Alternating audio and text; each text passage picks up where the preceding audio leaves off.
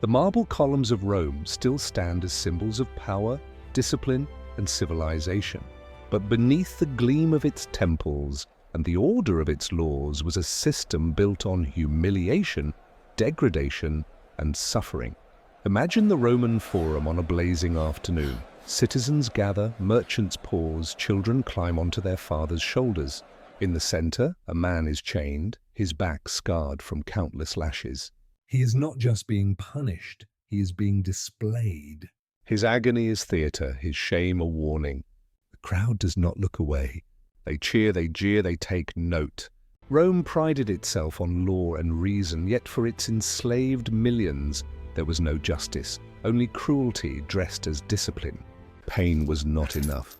Punishment had to break dignity, strip away humanity, and remind slaves of their place. Crucifixions, brandings, forced nudity, and public tortures were not random acts of violence, but deliberate instruments of control.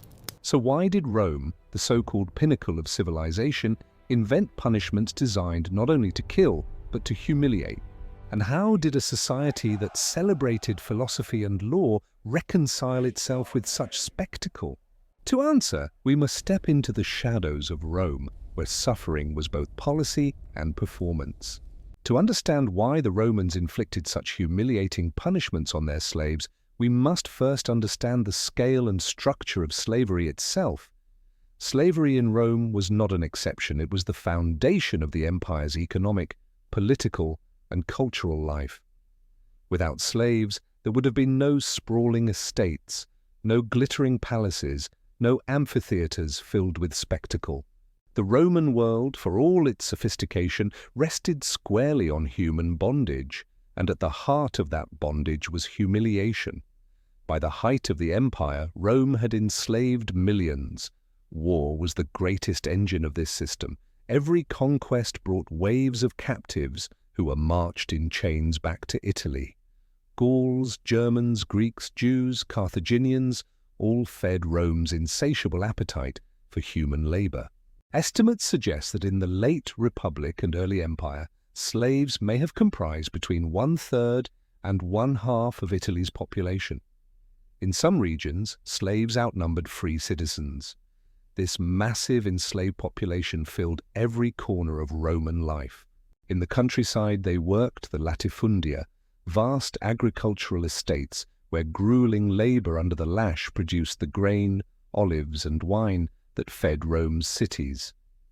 In the cities, they served in households, cooking, cleaning, tending children, and catering to the whims of their masters. Others labored in mines and quarries, condemned to darkness, backbreaking toil, and early death. Still others entertained the masses as gladiators, their bodies turned into weapons and their deaths into public amusement. Roman law defined slaves not as people, but as property. They could be bought, sold, rented, or inherited like livestock. They had no legal personhood, no rights to marriage, no ability to own property, no standing in court. A master could beat or kill a slave with near total impunity. The whip, the chain, and the branding iron were not only instruments of punishment, but emblems of ownership. This legal framework reveals something crucial. Humiliation was not incidental. It was systemic. By denying slaves dignity in the law, Rome paved the way for endless abuses in daily life. A slave's body was a canvas on which masters and the state could inscribe power using torture and public spectacle to make clear that a slave's suffering was not a tragedy, but a necessity. Though all were subject to humiliation, not all slaves lived the same lives. Their roles shaped the kinds of punishments they endured. Household slaves. These slaves worked in close proximity to their masters, often in urban settings. They cleaned homes, served meals, and cared for children. Their punishments often took the form of public beatings, sexual abuse, or humiliating displays meant to remind them that familiarity did not mean equality. Field laborers. The slaves who worked on the latifundia, endured relentless physical strain. Overseers carried whips and punishments were swift, lashings, branding, or being chained in the fields overnight. To deter escape, runaways might be paraded through villages wearing heavy collars inscribed with their owner's name and address. Gladiators. Though celebrated in the arena, gladiators were slaves first and foremost. Their lives were spectacles of humiliation, fighting for the amusement of others, sometimes forced to perform degrading acts, or die in ways meant to entertain. Punishments for defiance often involved being thrown into matches with impossible odds or condemned to fight beasts. Mine and quarry workers. Perhaps the most wretched slaves were those sent to the mines. This was considered a living death sentence. Shackled, whipped, and starved, these slaves were punished through ceaseless labor itself.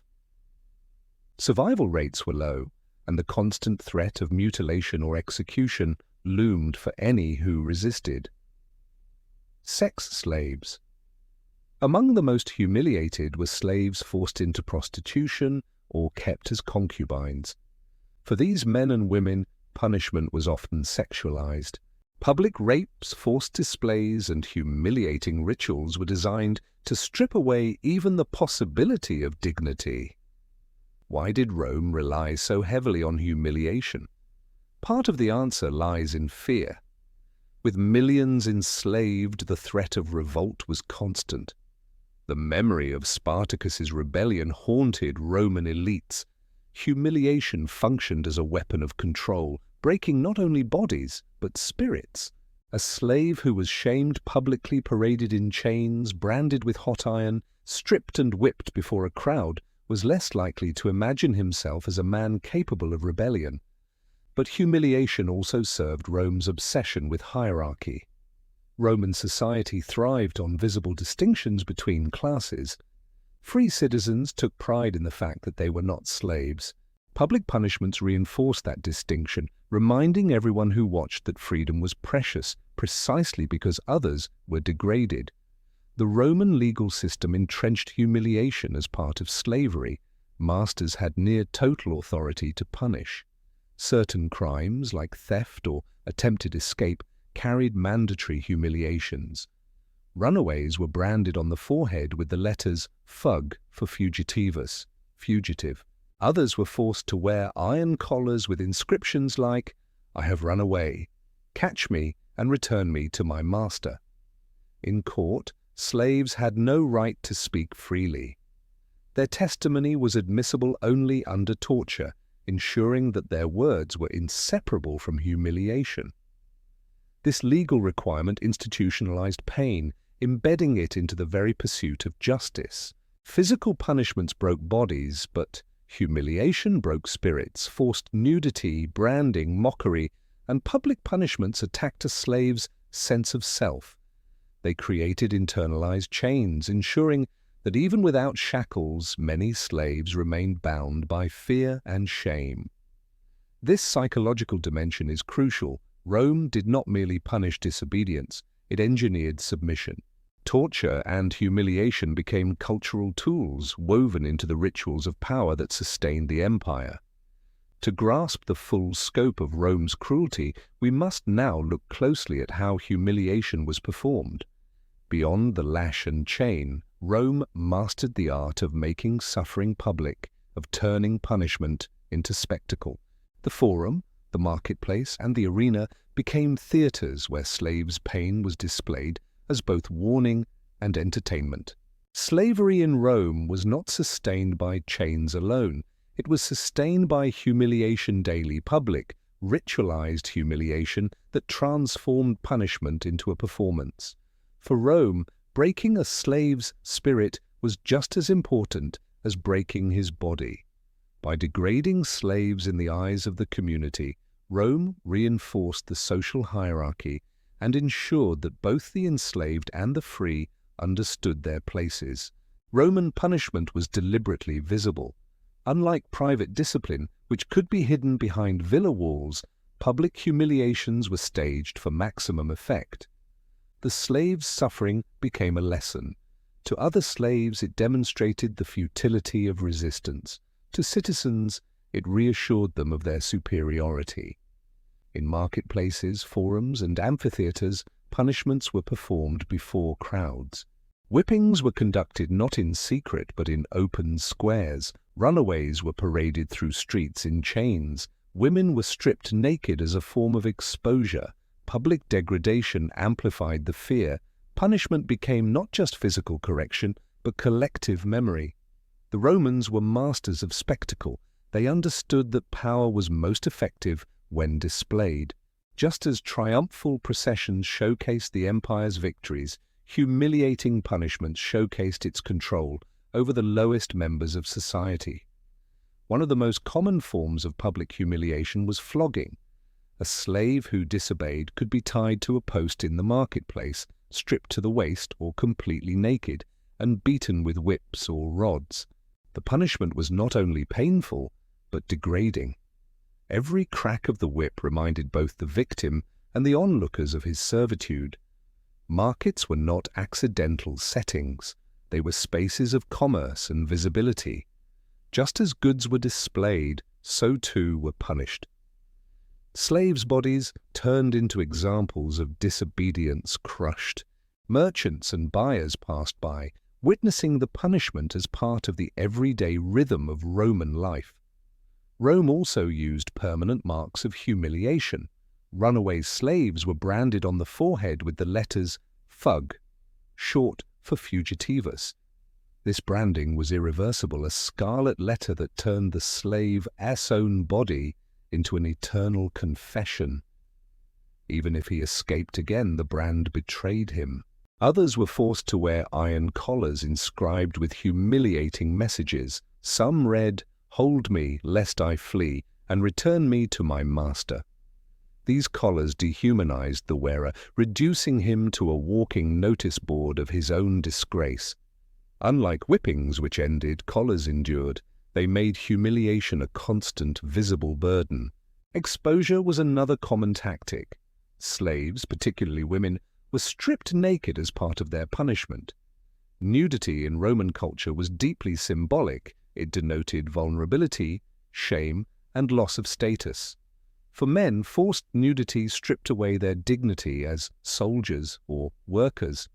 For women, it sexualized their humiliation, turning their punishment into spectacle for leering crowds. This tactic blurred the line between punishment and entertainment. The body became both a target and a stage, reinforcing the message that slaves had no ownership over themselves. Runaways and rebellious slaves were sometimes paraded through towns as part of their punishment. Shackled, branded, and sometimes forced to carry heavy wooden yokes, furca, they were displayed like criminals for all to see. The crowd mocked them, shouted insults, or even threw objects. These humiliations were meant to strip slaves of any hope of pride. Unlike executions, which ended suffering, parades prolonged it, turning the slave's humiliation into a drawn-out ritual. The public nature of these punishments spread fear far more effectively than quiet corrections behind closed doors. Even in legal settings, humiliation was institutionalized. Roman courts only accepted a slave's testimony if it was extracted under torture. A slave called to testify might be flogged, stretched on the rack, or burned with irons in front of others. This was not only physically painful, but degrading, reducing the slave-as word to something valid only when beaten out of him. The message was clear: slaves could not speak truth unless pain compelled them. This institutionalized humiliation turned the legal system into another stage for their degradation. Another tool of humiliation was the furca, a heavy wooden frame placed over the shoulders of disobedient slaves. It forced them into a stooped position, restricting movement and causing immense discomfort. Slaves wearing the furca were paraded through streets, their awkward posture and exhaustion inviting mockery from crowds. Chains were also symbolic. Shackled ankles and wrists reminded not only the slave but the community that freedom was conditional. Public chaining was a form of living advertisement. This person had defied authority and now bore its weight visibly. What made Roman humiliations particularly powerful was their communal aspect. Citizens, bystanders, even children participated by jeering, mocking, or throwing objects at punished slaves. Punishment became not just an act of correction, but a shared ritual of dominance. This ritual tied the free community together. By mocking the punished, citizens reinforced their collective identity as free people. Slaves became the necessary contrast, the backdrop against which Roman liberty defined itself. Physical pain heals, but humiliation lingers. A branded forehead, a collar inscription, or the memory of being stripped in front of neighbors etched shame into the psyche. Rome understood this. By humiliating slaves publicly, the state and masters ensured that the memory of punishment endured longer than bruises or scars. Fear of humiliation kept many slaves submissive. It created what modern scholars call psychological chains. Even when not in irons, slaves carried the weight of humiliation in their minds, their dignity eroded by public shaming. But Rome did not stop at public displays. Beyond humiliation, it perfected tortures that attacked the body itself, slow, excruciating punishments designed to inflict agony while prolonging disgrace. To see how far Rome would go, we must look at its most infamous methods of bodily torment, from crucifixions to mutilations, where pain and humiliation merged into one. Public humiliation weakened the spirit, but Roman punishments also targeted the body in ways that left no doubt about the slave's position in society. The empire devised a range of physical tortures that were designed not only to inflict pain, but also to degrade, disfigure, and transform human beings into living warnings. Slaves were not merely punished, they were turned into symbols. The most infamous punishment reserved for slaves and rebels was crucifixion. To the Romans, crucifixion was more than execution, it was humiliation carved into flesh and nailed onto wood. Slaves were stripped naked, tied or nailed to crosses, and left to hang for days in agony under the scorching sun. Birds pecked at their wounds, insects crawled into torn skin, and the crowd looked on. What made crucifixion uniquely degrading was its publicity. Executions took place along roadsides or near city gates, ensuring maximum visibility. A crucified slave was no longer a man but a spectacle. Every passerby was reminded of Rome's power to destroy not only life but dignity. The rebellion of Spartacus in 73–71 BCE provides the most chilling example. After the revolt was crushed, 6,000 captured slaves were crucified along the Appian Way, their bodies stretching for miles, a grotesque reminder of what happened to those who dared to resist. Rome was obsessed with marking slaves as property, and branding was one of the most degrading practices. A runaway could be seized, tied down, and branded with a hot iron on the forehead, with the letters fug for fugitivus, fugitive. Others were branded with symbols of ownership, turning their skin into legal documents. Branding carried more than physical pain. It was permanent humiliation. A branded face could never be hidden, never escape the stigma.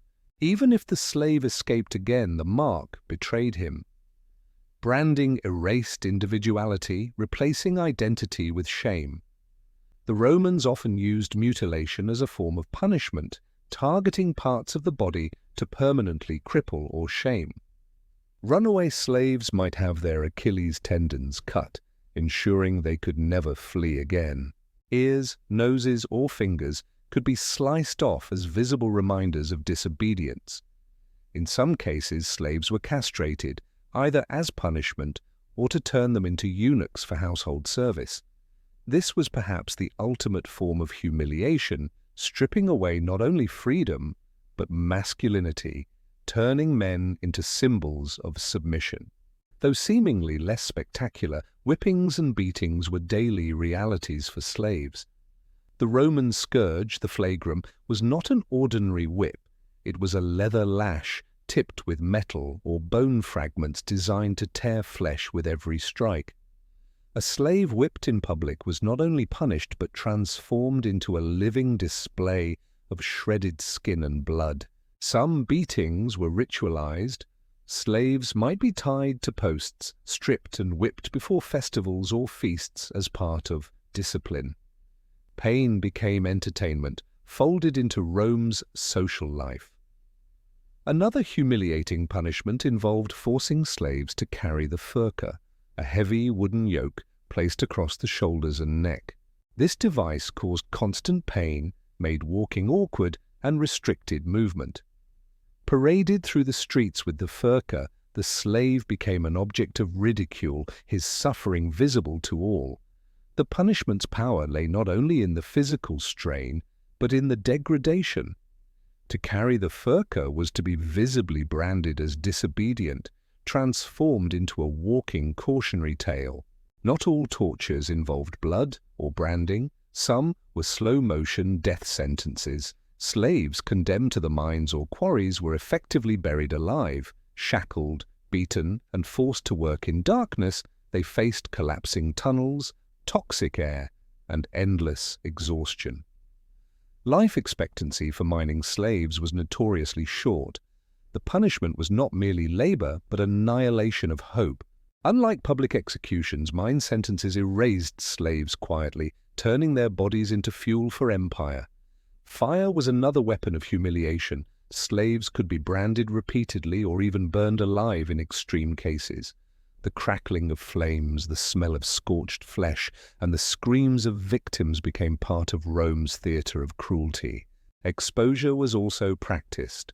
A rebellious slave might be tied naked to a stake in a public space, left to the elements and the mockery of crowds. The punishment combined physical suffering with social death, as dignity was stripped away along with clothing. Certain punishments blurred the line between torture and ritual. For example, slaves accused of killing their masters were executed collectively, regardless of individual guilt. In 61 CE, after a Roman master was murdered, over 400 of his household slaves were executed, many beaten, burned, or crucified in public. The cruelty lay not only in the killings but in the collective humiliation of being punished for a crime they did not commit. What unites these bodily punishments is that they were never just about physical pain. Crucifixion, branding, mutilation, and burning were designed to erase dignity, to turn the slave's body into a message. Rome used torture as communication, a brutal language that declared, "You are nothing, and we can make your suffering last as long as we wish." This strategy created a world where pain was not private but public, not hidden but displayed.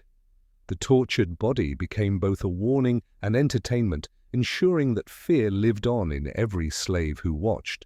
But Rome's cruelty did not stop with the body. The humiliation extended to sexuality, weaponizing gender itself. Women were punished in ways that turned their sexuality into shame, while men were forced into feminizing acts meant to degrade them. To understand the full scope of humiliation, we must now turn to the sexualized punishments that cut deeper than whips or nails. If the whip, brand, and cross attacked the body, Rome reserved some of its most humiliating punishments for sexuality itself. These punishments weaponized gender, exploiting the body's most intimate vulnerabilities to strip away dignity, identity, and humanity.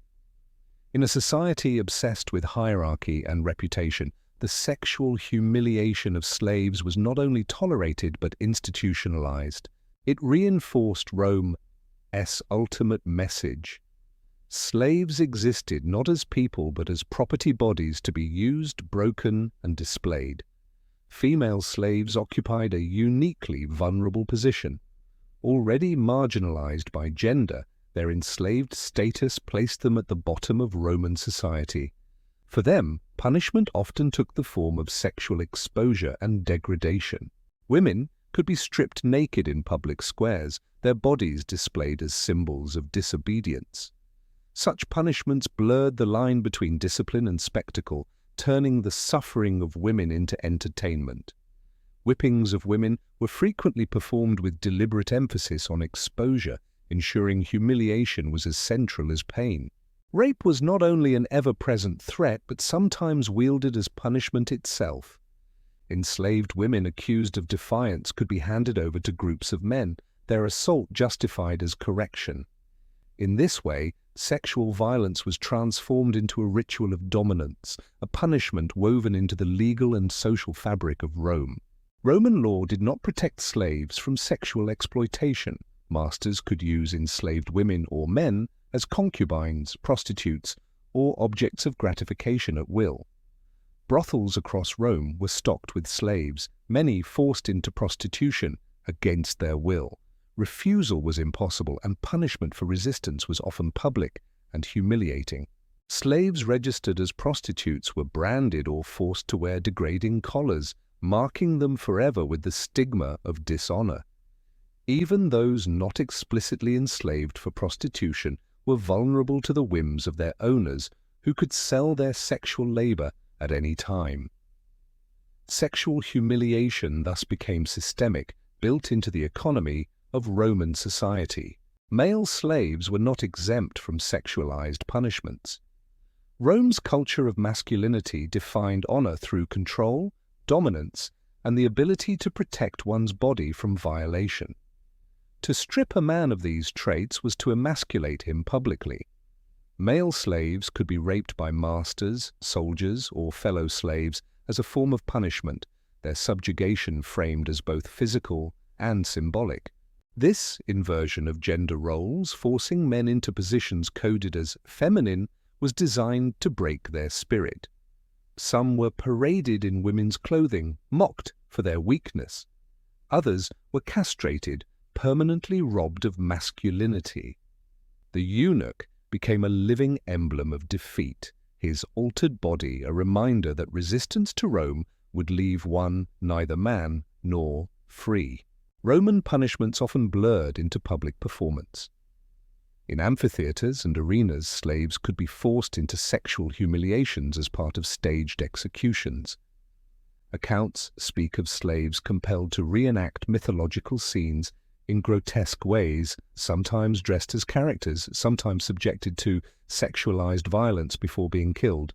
For female slaves, the humiliation often involved exposure before crowds, followed by execution. For men, the emphasis was on emasculation, forced to submit in ways that stripped them of Roman ideals of manhood. These spectacles turned punishment into theater, blending cruelty with entertainment. Rome also punished slaves for their desires, real or imagined. Enslaved women accused of adultery or seduction could be publicly whipped or executed, their supposed lust framed as a crime. Male slaves accused of relations with freeborn women could face castration or death, framed as threats to Roman honor. Desire itself was criminalized, but only for slaves. Their sexuality, whether expressed freely or not, was always dangerous because it blurred the boundaries between master and property. Punishments targeted not just the act but the possibility of desire, ensuring slaves lived in constant fear of their own bodies. What made sexual punishments uniquely brutal was their symbolic weight. A whip across the back inflicted pain, but forced nudity, rape, or castration inflicted shame that endured long after wounds healed. These punishments cut to the core of identity, weaponizing gender roles and cultural taboos to deepen humiliation. The body was transformed into a site of spectacle. The slave's pain was not only physical but social, endured in front of neighbors, masters, and strangers. Sexualized punishments broadcasted vulnerability, ensuring that even survivors carried the scars of disgrace.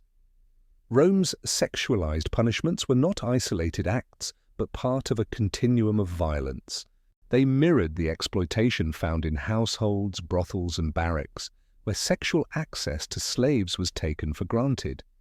Punishment amplified what daily life already established, the slave body was never their own. By fusing sexuality with punishment, Rome created a system where humiliation was inescapable.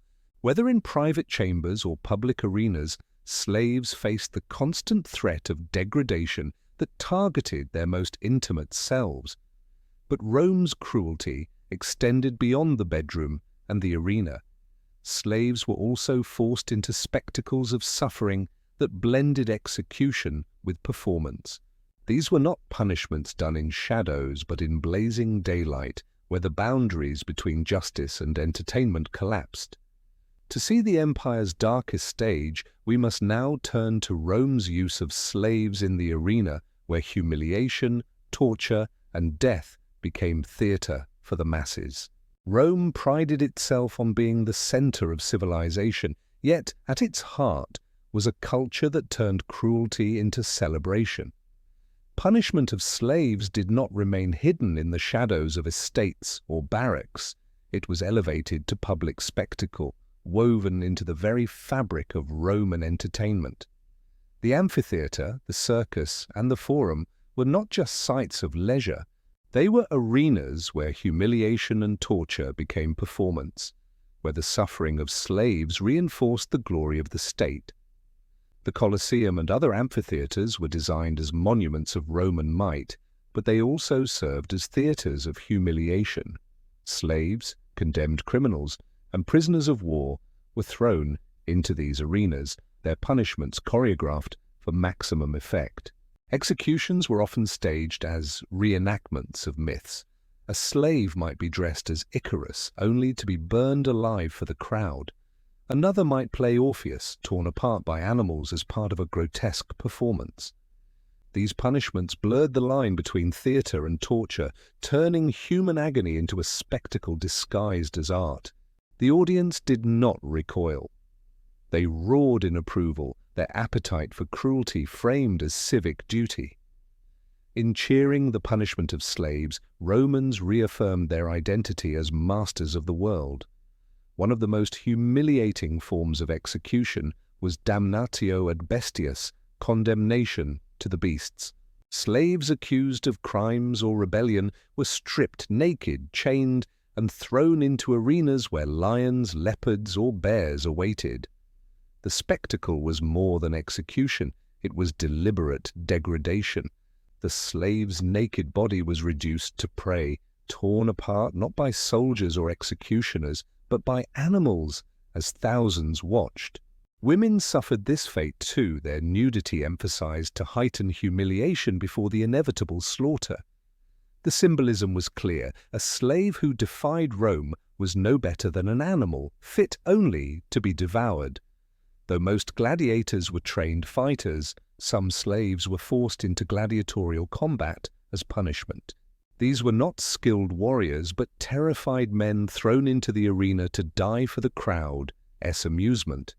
Armed poorly or not at all, they became living fodder for trained killers. The humiliation lay in the imbalance. A slave with no training or weapons stood no chance, but his death was staged as sport. His suffering was prolonged, his defeat cheered, his body dragged away as part of the entertainment cycle. Some slaves were even forced to fight each other, turning brother against brother, friend against friend. Their deaths were not accidents, but orchestrated tragedies designed to strip them of dignity and humanity. Humiliation in the arena was not limited to violence. Slaves were sometimes forced to participate in sexualized performances before being killed. Ancient sources describe executions that doubled as obscene theatre women raped by animals or condemned men subjected to staged assaults. While scholars debate the accuracy of these accounts, the very existence of such rumors reflects how Roman society imagined punishment as both sexual and theatrical. Even if exaggerated, they reveal the cultural obsession with blending pain, humiliation, and spectacle. Executions were often tied to festivals or public celebrations. During Saturnalia, when Romans feasted and exchanged gifts, slaves might be punished in mass executions as part of the entertainment. These events fused joy with cruelty, making death a form of holiday amusement. The duality is striking. On one hand, Romans toasted Saturn with wine and laughter. On the other, slaves were whipped, paraded, or fed to animals before the same cheering crowds. Punishment became ritual, inseparable from Rome's civic calendar. What made these spectacles particularly brutal was the active role of the crowd. Citizens cheered, mocked, and demanded more blood. Children watched, learning early that humiliation was not only acceptable, but enjoyable when inflicted on slaves. The crowd's participation reinforced the collective identity of Rome. Watching slaves suffer became a civic act, a way for free citizens to bond over shared dominance. In this sense, spectacle was not only entertainment, but indoctrination, embedding Rome's hierarchy into the psyche of every spectator. In some cases, slaves were used as literal props in theatrical performances. Plays or reenactments that called for death scenes sometimes used condemned slaves in place of actors. When the script demanded a stabbing, a real slave was killed on stage. When the story called for burning, a slave was set alight. This blending of art and cruelty reduced slaves to stage equipment. Their deaths were no longer punishments but special effects, their bodies consumed for the sake of spectacle. The humiliating spectacles were not random, they carried symbolic weight. A slave crucified along a road warned of rebellion's futility. A body torn by beasts declared the slave less than human. A man forced to fight without arms highlighted the hopelessness of resistance. Rome used symbolism deliberately, embedding messages of dominance into every performance. For the free, these spectacles reassured them of order. For the enslaved, they served as chilling reminders of absolute vulnerability. What makes Rome's use of spectacle especially disturbing is its normalization. By merging punishment with entertainment, the Romans blurred the line between justice and amusement.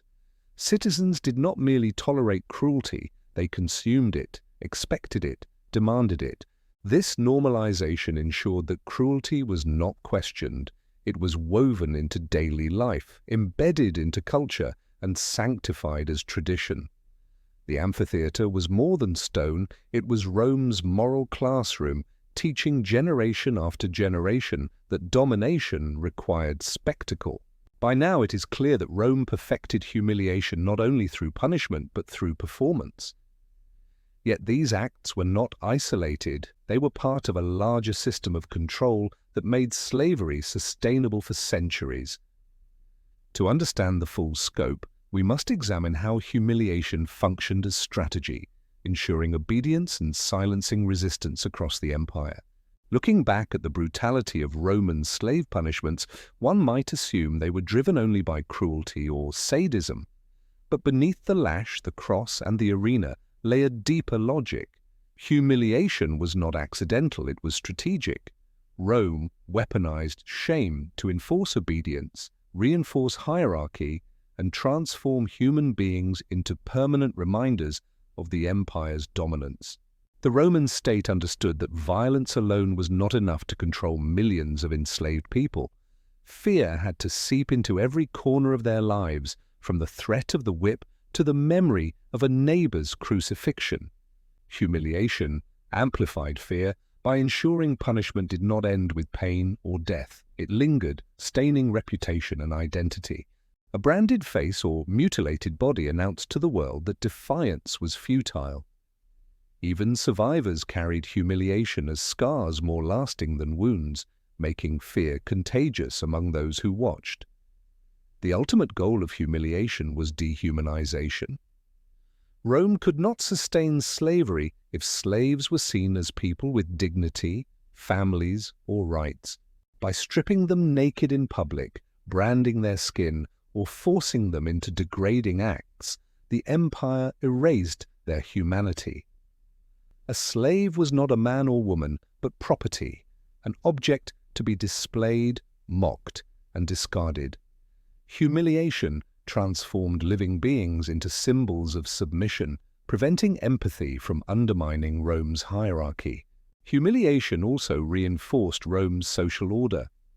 Punishments were public not just to deter slaves, but to remind free citizens of their privileged status. Every time a crowd laughed at a branded runaway or cheered a crucifixion, they were reminded of their own freedom and superiority. Humiliation became a tool of cohesion, uniting the free at the expense of the enslaved. Rome's hierarchy was not abstract. It was lived, seen, and celebrated in the public degradation of others. Rome understood the value of spectacle. Punishments were staged with theatrical precision, blending cruelty with performance. This theatricality amplified humiliation by ensuring punishment was not a private matter, but a shared event. By turning suffering into theatre, Rome embedded dominance into its culture. Citizens absorbed lessons of power with every spectacle, while slaves learned that their bodies were never truly their own. The humiliation was not just physical, but cultural, woven into the rituals of civic life. Shame operates differently from fear. Fear warns of pain. Shame corrodes identity. Rome exploited this distinction. A whipping caused pain, but public nudity, branding, or sexual degradation marked the soul. A humiliated slave was not only afraid of punishment, but ashamed of themselves, silenced by the weight of stigma. This psychological violence ensured compliance even without constant oversight. A humiliated slave policed themselves, their will broken as effectively as their body. Rome's strategy of humiliation did not end with the empire. The branding of slaves reappeared in the transatlantic slave trade. Public whippings continued into modern times. The use of spectacle as punishment echoes in every historical moment where cruelty is staged for an audience. The Roman model proved enduring because it was effective. By blending pain with shame, Rome created a system of control that was both brutal and efficient, its echoes reverberating through centuries of oppression. Rome was built on contradictions. It celebrated freedom but enslaved millions. It praised dignity but stripped others of it. Humiliation allowed Rome to reconcile these contradictions by defining freedom and dignity as privileges reserved for the few. By humiliating slaves, Rome justified its own identity as a civilization of order and reason. The suffering of others became proof of Rome's greatness, its cruelty masked as discipline. Without humiliation, the illusion of Roman superiority might have cracked. What does this history reveal about us? That humiliation has always been more than punishment. It is a tool of control.